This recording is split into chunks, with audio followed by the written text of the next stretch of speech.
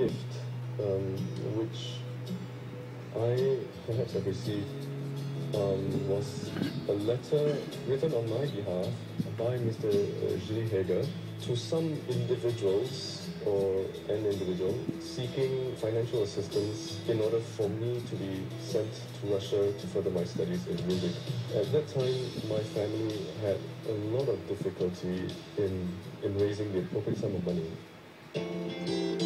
洪义全来自小康之家，小时候学钢琴半途而废，直到14岁那年做了一个梦，梦里有人告诉他要成为一名指挥家。几天后，某著名指挥家去世的消息让他开始对音乐指挥感兴趣。小小年纪决定当指挥家，没有人认真看待他的这个梦想。中学毕业，妈妈勉强陪他报考维也纳音乐学院，直到被录取后学习钢琴和指挥专业。整个过程给全家、给自己带来很大的压力。When I made the decision to go overseas to study music, I met with a lot of opposition from friends as well as relatives. They strongly opposed the idea that I should, at such a young age, abandon all academic studies in order to fulfill my ambition of becoming a classical musician, because they felt that as a musician, it's not a career option, it's not a job, it's not work, it's something that doesn't let you earn a living. Of course, little did they know that music is not really like that. First of all, it's not about making a living, and you certainly can make a living. In Singapore at that time, there wasn't yet a conservatory, there wasn't a place where I could actually receive further musical education. So there was really no other option, and it was quite clear that I should go to Europe, and the fact that I couldn't see myself as anything else but a conductor. 几经艰难，洪义全还是顺利启程前往音乐之都维也纳。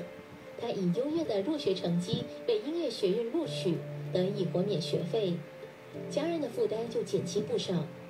可惜好景不长，20岁那年，洪义全虽然顺利地考入了俄罗斯圣彼得堡音乐学院指挥系，但他只有1年的经费。第2年不得不飞回新加坡寻求赞助。他告诉自己，即使明天就卷铺盖回家，他还是要勇敢去面对。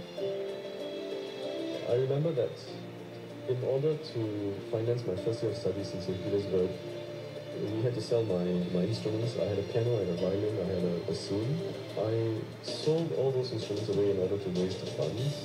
My parents found some extra funding through friends, family members, bank loans, I don't know the name, but that was for the first year enough. And thereafter, I just had to rely on the generosity of strangers. I had friends who went all out to find very kind souls in Singapore who knew nothing of me but who were willing to help me.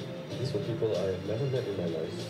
It's funny because I would never have expected anyone to even give me a cent, but these people did. The 4th year of my studies, I remember when I was back in Singapore to look for financial assistance again, and I couldn't find any. So I had, unfortunately, to sell off more things. So I decided at that time, okay, if I didn't have money, I think I could get rid of everything anyway. So it wouldn't make a difference, because if it was meant to be, it will find its way back to me. At that point in time, I didn't really even have money to eat. So it had gotten very serious. So I realized I had to do something about it. And for me, it was a very hard decision to make, but I was comforted by the fact that if something was going to happen, it will happen. And at this point in time, I could let it go. 2004年，洪义全面临如果不能筹出学费，就必须中途休学的命运。此时，一位看着他成长的人生导师兼挚友伸出了援手。新加坡交响乐团首席提琴手吉里黑克为他写了一封信，向杨秀桃音乐学院主席吴友仁寻求资助，这才让洪玉泉得以顺利毕业，指挥生涯才有了起点。When he told me that he had written a letter on my behalf, I was very touched. The letter that he wrote brought us very much closer because I saw in him that he was really someone who cared for me. Not just for me because I was a friend, but he cared for the fact that I was a talented musician who needed to be helped, and he believed in my talent.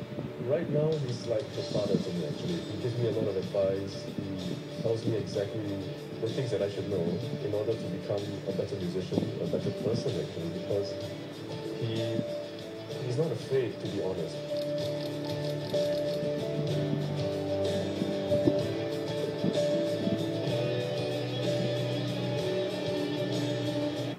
By my teacher in St. Petersburg, Mr. Alexander Polishuk. Darrell, today is your last day. This book, it was given to me by my teacher. It scores from Mozart. I would like you to have it. The added significance of this score is that it was given to him in turn by his professor, and it's even more special when you consider that in a society like Russia's, which is actually not so different from ours or Asian society, elders do not give presents to the younger people. So there were a lot of ingredients which make the three siblings very special. 在俄罗斯圣彼得堡念书的日子，除了为三餐烦恼之外，也要忙于功课。还好，洪玉泉有一位非常欣赏他的恩师，从旁指点。He was very strict. He made sure that I did all the exercises, that I did not skip any levels, because in Russia you learn conducting like you learn an instrument. You don't do the music until you actually master the movements. And there are no shortcuts in this education. So he made well sure that I knew exactly the fundamentals before we moved into anything more. And he was strict but very kind, because I think he saw something in me which he really appreciated. 赠送乐谱代表了老师的珍惜，对他的天赋和能力完全信任，完全支持。音乐路上的伯乐之恩，让洪玉泉找到了他的天命。他找到了音乐对自己的特殊意义，并决定一生忠于它。In music, I see great beauty. I see incomparable intelligence and truth, and so many other things that are in art. Because when you're a composer, when you're writing a piece of music, what you're really doing is you're putting everything in terms of sound. I mean, you are translating your feelings, your thoughts, your secrets, your suffering, your happiness, your views on the world, everything about your life in sound, in music. And one.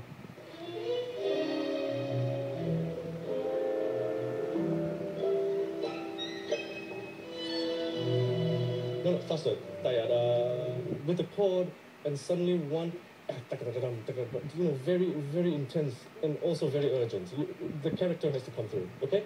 For me, music is really a language which is able to describe in so much detail what we cannot say actually in words. So when I am performing, when I am interpreting music, what I really am doing is I am trying to communicate what the composer is feeling or saying.